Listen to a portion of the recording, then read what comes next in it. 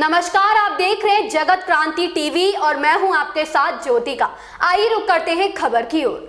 चरखी दादरी जिले के गांव झोझू कला में शहीद अरविंद सांगवान का राजकीय सम्मान के साथ अंतिम संस्कार किया गया। सिक्किम में सेना का वाहन दुर्घटनाग्रस्त होने के कारण 16 सैनिक शहीद हो गए थे, जिसमें शहीद अरविंद सांगवान भी शामिल थे। सेना के जवानों द्वारा अंतिम सलामी दी गई। शहीद अरविंद सांगवान के अंतिम दर्शन के लिए क्षेत्र के लोगों का जनसैलाब उमड़ पड़ा। शहीद अरविंद सांगवान 2008 में सेना में भर्ती हुए थे, जो फिलहाल सिक्किम में तैनात थे। शहीद अरविंद सांगवान का एक लड़का है और उनकी पत्नी हरियाणा पुलिस में तैनात है। सांसद चौधरी धर्मवीर सिंह, दादरी विधायक सोमवीर सांगवान, पूर्व विधायक सुखविंदर मांडी सहित अनेक गणमान्य लोगों ने पुष्प अर्पित करके शहीद अरविंद सांगवान को नमन किया। सांसद चौधरी धर्मवीर सिंह ने बताया कि हमारे सैनिकों की वजह से हम सुरक्षित हैं। अरविंद सांगवान जैसे वीर सैनिकों ने देश की रक्षा के लिए अपने प्राणों की आहुति दी, जिसका बदला हम कभी भी नहीं चुका सकते हैं। सांसद चौधरी धर्मवीर सिंह ने बताया कि सरकार भी सैनिकों को सभी सुविधाएं उपलब्ध करवाने के लिए पूरे प्रयास कर रही है। शहीद अरविंद सांगवान के चचेरे भाई अजय सांगवान ने बताया कि अरविंद सांगवान की शहादत पर गर्व और देश ने वीर सैनिक को खोया है, जिसकी पूर्ति नहीं हो सकती।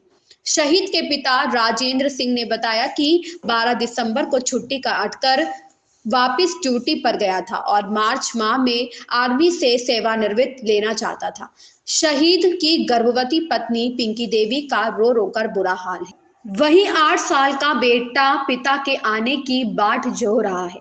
शहीद अरविंद के पिता ने कहा कि बेटा जाने का गम जरूर है, मगर इसी के साथ उसे इस बात का नाज भी है कि बेटे ने देश के लिए कुर्बानी दी है। वह अपने पोते को भी फौजी बनाएंगे। बता दें कि अरविंद 15 साल पहले सेना में भर्ती हुआ था। मृतक अरविंद की पत्नी भी हरियाणा पुलिस में तैनात है। शुक्रवार देर रात जैसे ही शहीद होने की सूचना मिली तो गाँव में गमगीन माहौल हो गया। चाचा के लड़के और वो 8 तारीख की शादी थी छोटे भाई की, उसमें शामिल होने के लिए आए थे और 12 तारीख को यहाँ से वापस गए थे। और अभी यूनिट की तरफ से इनको आगे बॉर्डर पे जाना था और वहाँ जाकर इनकी कार्रवाई जा रही थी और पता चला कि उनके रास्ते में एक्सीडेंट हो गया, तो किसी दुर्घटना में इनका ये शहीद हो गए। और फौज की तरफ से सूचना मिली कि आपके भाई सीरियस हैं, तो थोड़ी देर बाद में घंटे 2 घंटे बाद उनका मैसेज आ गया कि भाई वो नहीं रहे, वो शहीद हो गए। और बहुत ही मिलनसार बड़ा जज्बा था उनमें देश के प्रति। बड़े मेहनती थे वो है, लेकिन साथ साथ में एक परिवार से जनमानस की हानि होती है, बड़ा दुख होता है उससे। और गर्व हमें नहीं, क्षेत्र को, इस गाँव को, सभी को, सब लोगों को गर्व कि हमारे माटी के लाल ने यहाँ देश के लिए शहादत दी। फादर हैं वो मेरी मौसी हैं, उनकी मम्मी वो हाउस वाइफ हैं और फादर फार्मर है। और उनकी मिसेज हैं जो मेरी भाभी जी हैं, वो हरियाणा पुलिस में ही कार्यरत हैं जी।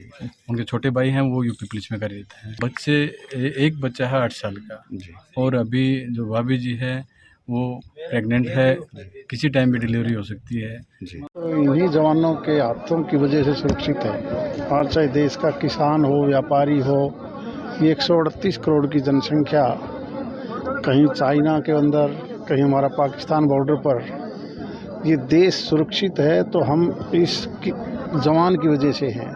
तो सारा देश इनको सलाम करता है, क्योंकि और भारत सरकार ने भी ये फैसला ले रखा है कि जब विद इन सर्विस इस प्रकार की कैजुअलिटी हो जाती है, शहीद हो जाता है, तो उसको शहीद का दर्जा दिया जाता है।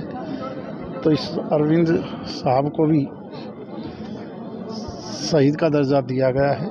देश और देश इनको सलाम करता है कि ऐसे जवान हमारे बीच में होंगे तो हमारा देश सुरक्षित रहेगा। यहाँ से गया था छुट्टी काटती, उसके पास भारत है। इस खबर में इतना ही। मिलते हैं दूसरी खबर में जगत क्रांति टीवी के साथ।